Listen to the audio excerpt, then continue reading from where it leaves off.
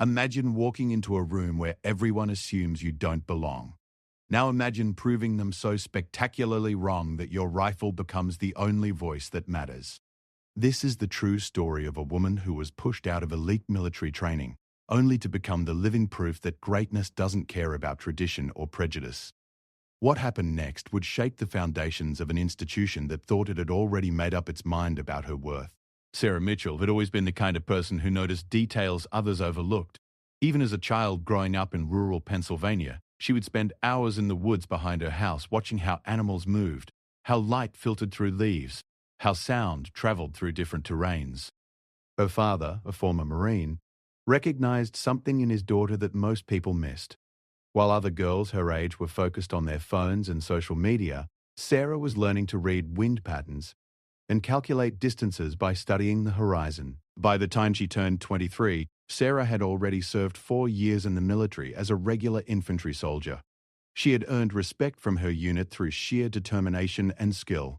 But there was always a nagging feeling inside her, a pull towards something more specialized, something that required not just strength but precision, patience, and an almost artistic understanding of ballistics and human psychology. That pull led her to apply for advanced sniper school, one of the most grueling and exclusive training programs in the entire military. The program accepted only 100 recruits per year from thousands of applicants. The dropout rate was notoriously high. Some soldiers couldn't handle the mental pressure, others lacked the physical endurance, and many simply didn't have the innate talent that separated good shooters from exceptional ones. When Sarah received her acceptance letter, she felt a mixture of emotions that she couldn't quite articulate. Pride mixed with anxiety, confidence mixed with doubt. She knew she was walking into an arena where she would be one of very few women, and the history of that arena wasn't exactly welcoming to people like her. The first day at advanced sniper school arrived with grey skies and cold wind. Sarah drove to the military installation early in the morning, her civilian truck looking out of place among all the official vehicles. She checked into her assigned quarters, a sparse room with a single bed, a desk, and a window that faced the training grounds. From that window, she could see the shooting ranges in the distance, the target boards already set up, waiting. She could see the obstacle courses, the shooting houses, and the vast open areas where students would learn to read wind and distance without the aid of technology. When she arrived at the briefing room that first morning, Sarah immediately sensed the shift in the atmosphere. The room fell silent. 23 soldiers sat in metal chairs, and they all turned to look at her. Most of them were men. All of them looked physically imposing, and all of them had that certain confidence that came from years of proven success in combat environments. The instructors stood at the front of the room, 5 of them, all career military men with significant combat experience. Their eyes swept across the group, assessing, judging. When their gaze landed on Sarah, something almost imperceptible happened. One of the instructors, a tall man named Sergeant Harrison, with a weathered face and penetrating grey eyes, raised his eyebrows slightly before returning his expression to neutral. The head instructor, Colonel Marcus DeWitt, began the briefing with words that would stay with Sarah throughout the entire program. "Welcome to Advanced Sniper School," he said, his voice carrying the weight of authority and the confidence of someone who had trained hundreds of elite soldiers. "Many of you think you're here because you're good shots. You're wrong. Many of you think you're here because you're tough. You're wrong about that too. You're here because something inside you understood that this level of precision and focus requires a different kind of warrior. But make no mistake, most of you won't make it to graduation. And that's not a failure. That's a feature of this program. We don't accept excellence. We demand perfection." He paused, letting his words settle in. Then he continued. "Over the next 3 months, you will be tested in ways you never imagined. You will question everything about yourself. You will question why you're here. You will question whether you have what it takes. And some of you will be right to question that. Some of you don't have what it takes. But those who do, who push through, who refuse to accept limitations, those soldiers will become something rare. They will become specialists in precision, patience, and perfect execution. They will become soldiers that other soldiers fear. This program will change you. It has changed everyone who's succeeded here. Now, let's see who among you has the capability to be changed." The first week was a methodical dismantling of confidence for most of the class. The instructors weren't interested in lecturing. They believed in learning through doing and through failing. On the first full training day, everyone was taken to the shooting range with rifles they had never used before. The rifles were different from standard military issue, customized high-precision instruments that required learning new handling procedures and techniques. Sarah had shot rifles before, but this was different. This rifle felt like an extension of her nervous system in a way she had never experienced. It was so finely calibrated that even the slightest movement of her finger could mean the difference between a perfect shot and a miss. The first exercise was simple in theory but brutally difficult in practice. Each soldier had to shoot a target 100 meters away. They had 10 rounds. The score was based on accuracy, not speed. Sarah positioned herself at the shooting line, controlling her breathing, feeling the rifle settle against her shoulder. The weight distribution felt natural to her. The sight picture was clear. She took the first shot and the rifle recoiled slightly. Looking through the scope at the target, she saw the impact. A clean hit. Not perfect, but good. By her 10th shot, Sarah had 8 hits in the target area and 2 clean misses. It wasn't the best score in the class, but it was better than most. What surprised her was the feedback from Sergeant Harrison. He came over to her position and watched her stance, her technique, the way she handled the recoil. "Your fundamentals are decent," he said, which she came to understand was almost a compliment in the world of advanced sniper training. "But you're thinking too much. Your hand is tense. You need to be smoother, more intuitive. The rifle and your body need to function as one instrument." As the days progressed, the training became more intense. Students were pushed to shoot at targets at 300 meters, then 500, then 800 meters. They learned to read wind by observing the movement of grass and dust, by feeling the breeze against their skin, by understanding how temperature variations in the air could affect a bullet's trajectory over long distances. They studied ballistics, the science of how projectiles move through space and time, affected by gravity, wind, and air density. It was part physics, part art, and part intuition honed through countless hours of practice. Sarah found herself naturally excelling in the technical aspects of the training. She understood the physics. She could calculate wind drift in her head. She could adjust her aim based on distance and weather conditions. But more importantly, she had something that couldn't be taught. She had the patience. While other soldiers grew frustrated when shots didn't land where they expected, Sarah viewed each miss as data, as information that she could use to improve. She would adjust, fire again, and watch the result. Failure didn't frustrate her. It informed her. By the second week, the class had already lost 2 soldiers. One had quit voluntarily, unable to handle the pressure and the relentless criticism from the instructors. Another had been dismissed after failing to meet the basic accuracy standards after multiple attempts. The remaining 21 soldiers were beginning to understand the true nature of what they were attempting to do. This wasn't just about shooting accurately from long distances. This was about becoming something different, something focused and singular in purpose in a way that most people never experienced. It was during the 3rd week that everything changed for Sarah. The instructors decided to test the students in what was called a stress shoot. This was an exercise where soldiers had to perform under artificial stress conditions designed to replicate the mental and physical strain of actual combat situations. Students were made to run sprints, do push-ups, and perform other physical exertion before immediately taking their positions and attempting to make precision shots.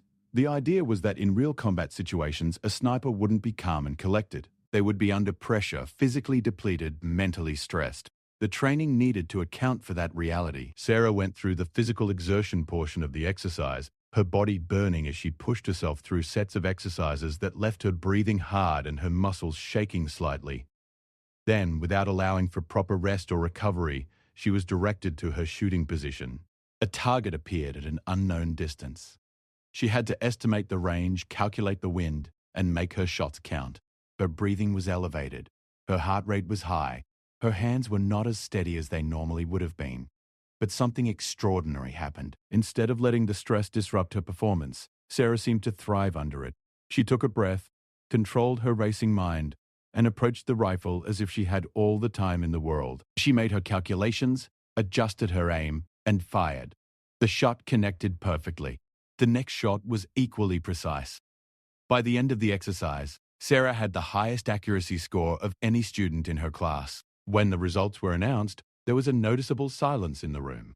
The instructors exchanged glances, and Sarah could read the shift in their assessment of her. That night, Colonel DeWitt requested to meet with Sarah privately. She sat in his office, wondering if something was wrong, if she had somehow violated a regulation or made an error she wasn't aware of. Instead, the colonel studied her in a way that made her uncomfortable. "Mitchell," he said slowly, "where did you develop your shooting skills? Who trained you?" Sarah explained about her father, about her childhood spent in the woods, about the hours she had spent practicing and refining her technique before she even joined the military. The colonel nodded, absorbing this information. "You have natural talent," he said. "More than I would have expected, but I want you to understand something. This program has traditions. Those traditions are based on proven methods and decades of success. Some people believe that those traditions should evolve. Others believe that they should remain unchanged. You need to understand that there are people in this institution who are not happy about your presence here. They're not happy because of your performance. They're actually concerned by your performance. Do you understand what I'm saying?" Sarah didn't respond immediately. She understood exactly what he was saying, but she was trying to process the implications. "Yes, sir," she finally said. "I understand." "Good," Colonel DeWitt said, "because things are about to become more difficult for you, not because you're not capable, but because some people view your success as a threat to the way things have always been done." The warning Colonel DeWitt had given Sarah proved to be prophetic. By the start of the 4th week of training, the atmosphere around her shifted noticeably. Soldiers who had been cordial began keeping their distance. During mealtimes, she would sit alone while others clustered around tables engaged in animated conversations that died away when she approached. In training sessions, when she asked questions about technique or ballistics, the instructors would respond with brief, technical answers that lacked the detailed explanations they provided to male soldiers. But Sarah's performance only continued to improve. She was learning not just to shoot, but to think like a sniper. The mental discipline required for the job was something she discovered came naturally to her. A sniper in the field could spend days in a single location, completely still, watching a target, waiting for the perfect moment. This required an almost meditative state of mind, ability to separate the mind from the body, to make the body's discomfort irrelevant while keeping the mind sharp and focused. Sarah could do this. She could lie in a position that would make most people scream with pain after 30 minutes, and she would lie there for hours without flinching, without complaint, completely focused on the task. The instructors began incorporating more complex scenarios into the training. Students were no longer just shooting at stationary targets. They were learning to estimate moving targets, to predict where a target would be based on its trajectory, and to make calculations on the fly. They were practicing what was called quick kill, the ability to assess a situation and take a lethal shot within seconds of identifying a target. They were also learning the equipment beyond just rifles. Sniper teams consisted of 2 people, a shooter and a spotter. The spotter was responsible for reading wind, calculating distance, and providing tactical information to the shooter. Students rotated between both positions to understand the complete system. It was during a team exercise in the 6th week that Sarah's excellence became impossible to ignore. She was paired with a soldier named Martinez, a quiet but competent trainee who had been steadily progressing through the program. In a scenario designed to test their ability to work together under pressure, they were given a target location and had to set up a shooting position from which they would take a series of shots at varying distances and under changing weather conditions. The instructors intentionally made the wind variable, shifting throughout the exercise to create additional difficulty. Sarah and Martinez took their position in what was essentially a mock combat scenario. They had limited time to set up, limited resources, and had to make decisions quickly about where to position themselves for maximum effectiveness. Sarah's ability to read the environment was striking. She noticed subtle shifts in wind direction that others missed. She could calculate distance without using the rangefinder, relying on her understanding of how objects appeared at different distances. When it came time to shoot, she was extraordinarily precise. 25 rounds, and she hit the target with 23 of them. The 2 misses were because of last-second wind shifts that would have been impossible for most shooters to account for. When the exercise was completed and the class reconvened, the instructors reviewed the results. Sarah's team had the highest overall performance score, and her individual shooting accuracy was the best in the entire program. The instructor who had been grading their exercise, Captain Torres, presented the results without inflection, but everyone in the room knew what the numbers meant. Sarah Mitchell was the best shooter in this class. Not just good, not just above average, the best. Sergeant Harrison, the instructor who had observed Sarah on the first day, stood up after the results were announced. "Performance like that is rare," he said, looking directly at Sarah. "But performance alone isn't enough. There's more to being a sniper than pulling a trigger. There's character, discipline, and the ability to function within a system. Some of the greatest technical shooters I've ever trained have failed in this program because they couldn't function as part of a unit. I want to make sure that everyone in this class understands that individual excellence doesn't guarantee graduation." His words hung in the air like a warning. Sarah understood what was happening. Her performance was so exceptional that it was creating a problem. The institution had certain expectations about who succeeded in this program. Sarah was not fitting those expectations. She was exceeding them, and that excess was becoming uncomfortable for people who had believed they had the measure of what excellence looked like. Over the next week, Sarah began to notice irregularities in her training evaluations. In one exercise where she performed with her normal exceptional accuracy, she was marked down for improper form by an instructor who had never mentioned anything about her form before. In another scenario, when she made a decision about wind compensation that proved to be exactly right, she was criticized for taking unnecessary risks with her calculation method. The pattern was becoming unmistakable. Her actual performance was no longer being evaluated. Her performance was being filtered through a new lens, one that was looking for reasons to find her lacking. She brought this concern to Colonel DeWitt during a scheduled feedback session. "Sir," she said carefully, "I've noticed that my evaluations seem to be changing. In scenarios where I score well technically, I'm being marked down in other categories. I'm trying to understand the criteria." Colonel DeWitt sat back in his chair, and Sarah saw something like frustration cross his face. "Mitchell," he said, "you're an excellent shot. No one denies that. But this program isn't just about marksmanship. It's about integration into a military structure. Some people are beginning to question whether you have the temperament for this unit." "What do you mean by temperament, sir?" Sarah asked. "You're independent," the colonel said. "That's both a strength and a liability. Sniper teams operate in pairs, and the dynamic between the shooter and spotter is critical. You're someone who trusts your own judgment. In a combat situation, that could be valuable, but it could also create friction with a partner who has different instincts." Sarah wanted to argue that her independence had made her a better soldier, that trusting her own judgment had led to the highest accuracy scores in the program. But she was beginning to understand that this conversation wasn't really about her performance. It was about something deeper, something related to the expectations of the institution about who belonged in elite units. The situation escalated in the 8th week. Sarah was informed that she would be undergoing a comprehensive evaluation of her psychological fitness for the program. This was technically routine. All soldiers in advanced sniper school underwent psychological evaluations, but the timing was suspicious. The evaluation took place after weeks of increasing criticism of her evaluations, and it seemed designed to provide official documentation that could be used to remove her from the program. The psychological evaluation itself was thorough and, Sarah felt, fairly conducted by the military psychologist assigned to evaluate her. She answered questions honestly about her background, her family history, her motivations for joining the military, and for pursuing sniper training. The psychologist, a woman named Dr. Eleanor Chen, seemed genuinely interested in understanding Sarah's perspective rather than trying to fit her into predetermined categories. When the results came back 3 days later, they were clean.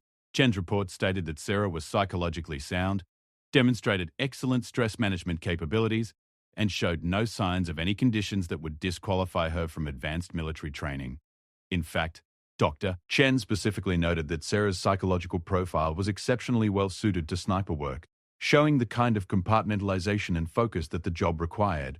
But instead of ending the questions about Sarah's fit for the program, the psychological clearance seemed to provoke a different response from some of the instructors and senior officers. An emergency meeting was called with all the instructors and senior staff involved in the program. Sarah wasn't present for the meeting, but she heard about it through conversation among her fellow trainees. The meeting lasted 3 hours and apparently involved heated debate about Sarah's continued participation in the program. The next day, she was called to Colonel DeWitt's office again. This time, his expression was grim. "Mitchell," he said, "I need to be direct with you. There's a growing concern among some members of this institution that your presence in this program is creating instability. There are questions about whether women should be integrated into sniper units at all." Your success is raising those questions rather than answering them. Some people believe that your success is somehow inauthentic, that you don't truly belong here, that you're a symbol of something that threatens the traditional structure of this program. What are they suggesting, sir? Sarah asked, though she already knew the answer. There are suggestions that we find a reason to remove you from the program, Colonel DeWitt said quietly. I'm telling you this as a courtesy, and because I believe you have a right to know what's happening. The evaluation board is meeting next week, and they'll be reviewing whether you meet the standards for continuation in the program. I want you to understand that this is a political situation, not a performance situation. Sarah felt anger rising in her chest, but she kept her voice steady. And what are your thoughts on the situation, sir? Colonel DeWitt was quiet for a moment. My thoughts, he said slowly, are that this program doesn't deserve someone like you, but I don't control everything that happens here. There are currents running deeper than I can control. All I can tell you is that you should be prepared for the possibility that this program may not want what you're offering. The week leading up to the evaluation board meeting was the hardest of Sarah's entire military career. She questioned everything about herself, about her decision to pursue sniper training, about whether she should have anticipated this kind of resistance. But beneath the doubt was something else, a core of certainty about her abilities. She knew she was good, she knew she belonged, and she knew that what was happening to her had nothing to do with her performance and everything to do with people's fears and prejudices. On the day of the evaluation board meeting, Sarah was instructed to present her case to a panel of 5 senior officers. She spoke about her training progress, her accuracy scores, her ability to function under pressure. She talked about her understanding of ballistics and her natural talent for reading the environment. She spoke respectfully but firmly, without apologizing for her success and without diminishing her accomplishments to make others more comfortable. The board deliberated for 2 hours. When they called her back in, the head of the board, a general named Hartley, presented the decision. "Mitchell," he said, his face unreadable, "this board has determined that you do not meet the standards for continued participation in advanced sniper school. Your termination from the program is effective immediately. You will return to your previous unit." The words fell like a verdict in a courtroom. Sarah had known this was coming, but hearing it spoken aloud still felt like a physical blow. She stood, saluted, and said nothing. There was nothing to say. She was being expelled from the program not because she was inadequate, but because her adequacy was too threatening. As she turned to leave the room, something inside her crystallized. She wasn't going to accept this silently. She wasn't going to let this injustice disappear into the administrative machinery of the military. She was going to prove, in the most definitive way possible, that the board's decision was wrong. Sarah returned to her regular infantry unit with a wound that wouldn't heal quickly. The dismissal from advanced sniper school wasn't just a professional setback. It felt like a personal rejection, a declaration that despite her talent and dedication, there were forces more powerful than merit that determined who belonged and who didn't. The unit she returned to was smaller, less specialized, and the work felt mundane compared to what she had been training for. She went through the motions, did her job well because she did everything well, but internally she was struggling with feelings she had never experienced before: resentment, anger, a sense of profound unfairness. Sarah continued to train on her own time, maintaining the skills she had developed in advanced sniper school. She practiced with rifles, she ran scenarios in her mind, she kept herself sharp in case an opportunity ever presented itself to prove that the evaluation board had made a mistake. But opportunities didn't seem to be coming. The military was, in many ways, a system that moved on. People were promoted, reassigned, or left service. Sarah remained, stuck in a position that no longer felt like her path. Then something unexpected happened. The military announced a new initiative designed to identify exceptional talent across all units, regardless of previous assignments or traditional career tracks.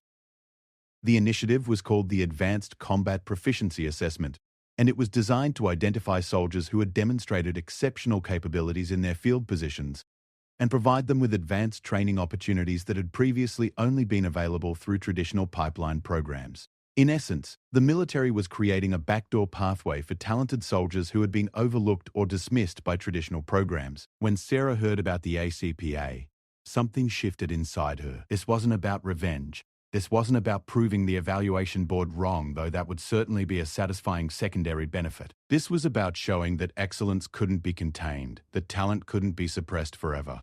she decided to apply. The application process for ACPA was competitive but different from Advanced Sniper School. Instead of a traditional interview and background check, applicants were required to complete a series of practical demonstrations of their field capabilities. For Sarah, who was interested in the sniper component of the program, this meant demonstrating her shooting ability in real-world conditions. She was given a rifle she had never used before, placed in an unfamiliar location, and asked to take a series of shots at targets placed at various unknown distances. The instructors running the assessment weren't people who knew her history or had any preconceived notions about her capabilities. They were simply evaluating her ability to perform. Sarah walked through the assessment course with the same focused confidence she had developed during her months at Advanced Sniper School, before everything had turned political. She didn't rush. She took time to read the environment, to understand the wind, to calculate distances. When she fired, her shots were precise. By the end of the assessment, her performance scores were the highest of any soldier who had applied for the sniper component of the ACPA program. The results were announced 4 weeks later. Sarah had been selected for advanced sniper training through the ACPA pathway, but there was something else. Because of the unique circumstances, her previous enrollment in advanced sniper school, her dismissal, and her exceptional performance on the ACPA assessment, her case had attracted attention at higher levels of the military hierarchy. Officers who believed that the original decision to remove her from the program had been wrong were now pushing to ensure that she received the training she deserved. Colonel DeWitt called her personally with the news. "Mitchell," he said, his voice carrying a different tone than it had during their previous conversations. "Congratulations! You've been accepted into the advanced training program. But I want you to know something. What happened before with the evaluation board? That was wrong. I said I didn't control everything that happened here, but I also wasn't as direct as I should have been in opposing it. I wanted you to know that." Sarah acknowledged his words without bitterness. She understood that DeWitt had operated within constraints, that he had done what he could within the system. She thanked him and moved forward. The advanced training that Sarah received through the ACPA pathway was intense and comprehensive. It was, in many ways, more rigorous than traditional advanced sniper school training, because it had been designed to create soldiers who could work independently, who could trust their own judgment, and who could make decisions under extreme pressure without constant oversight. Sarah thrived in this environment. She learned to function as both shooter and spotter, becoming equally proficient in both roles. She trained in every conceivable scenario: extreme weather conditions, low-light environments, impossible distances, moving targets, and situations where environmental conditions changed rapidly. But more importantly, she learned the true purpose of being a sniper. It wasn't just about taking shots. It was about being a force multiplier in combat situations. A soldier who could affect tactical outcomes with a single, well-placed round from a distance that protected both the sniper and the larger military objective. She learned that the best snipers weren't just technically excellent shooters. They were soldiers who understood strategy, who could read human behavior and predict how people would respond under stress, who could work as part of a larger system while maintaining the independence to make critical decisions. 6 months into the ACPA advanced training, Sarah was assigned her first field deployment. She was stationed in a conflict zone where her role would be to provide overwatch for military operations, to ensure that tactical objectives were met safely and effectively. She was paired with a spotter named Jackson, a seasoned soldier who had significant combat experience and who was prepared to work with someone at Sarah's skill level. Their first operation together was a night insertion into a territory where military intelligence had identified a location of strategic importance.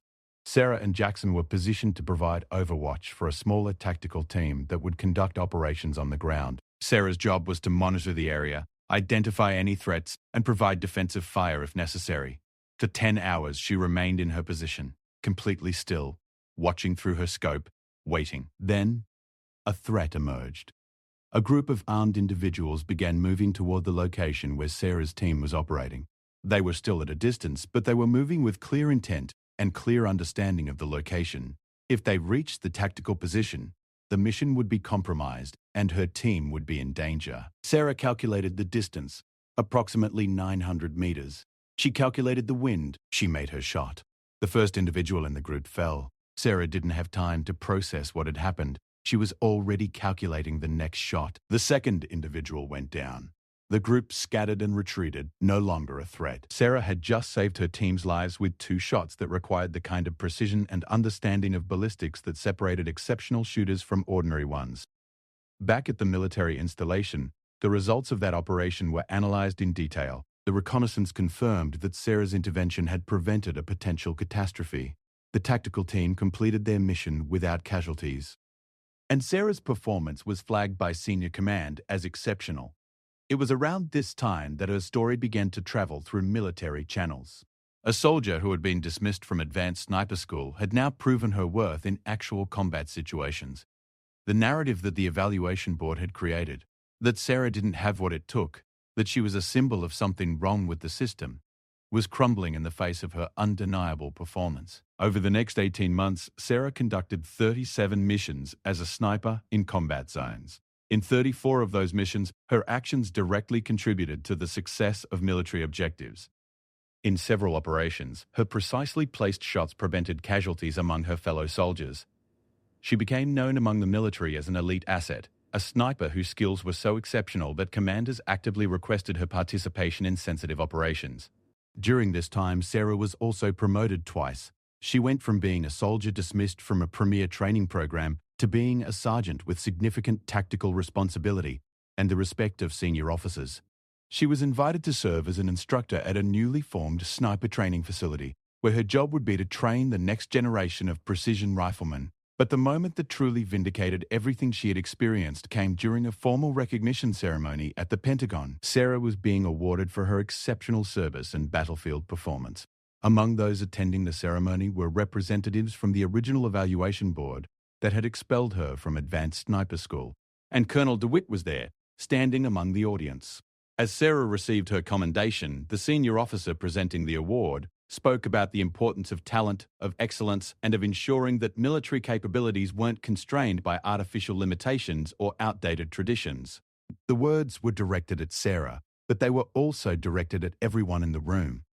The military, the officer said, had been wrong to dismiss Sarah. The institution had initially prioritized tradition over capability, but Sarah's performance had ultimately forced that institution to evolve. Later, after the formal ceremony concluded, Colonel DeWitt approached Sarah privately. "I watched what you did," he said. "I watched you take what happened and transform it into something that's making us all better. Not just better soldiers, but a better institution. You should be proud." Sarah accepted his words. She was proud. But more than that, she had achieved something that transcended individual success. By refusing to accept the verdict of the evaluation board, by proving herself through her actions, she had opened doors that would stay open for other soldiers like her. The military couldn't go back to its old ways. Sarah's rifle had spoken louder than any evaluation board, and it had said something that the institution would have to listen to forever. In the years that followed, Sarah continued to serve. She contributed to the training of hundreds of new snipers, sharing her knowledge and her understanding of what exceptional performance truly looked like. She became an advocate for merit-based advancement in the military, for systems that evaluated soldiers based on their actual capabilities rather than their demographic characteristics, and she lived with the knowledge that the worst thing that had ever happened to her professionally had ultimately become the thing that proved her worth most decisively.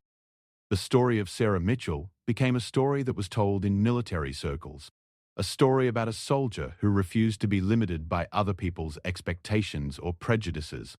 Her rifle had revealed her to be a force to reckon with, and once that force had been revealed, nothing could diminish it. The evaluation board had tried to suppress her, but they had only delayed the inevitable moment when her excellence would become impossible to deny or ignore. Sarah's journey from rejection to vindication became a testament to the power of refusing to accept that other people get to determine your worth. Your abilities do that.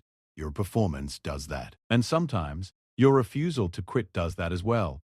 As Sarah looked back on everything that had happened, the training, the rejection, the struggle, and ultimately the triumph, she understood something fundamental about herself.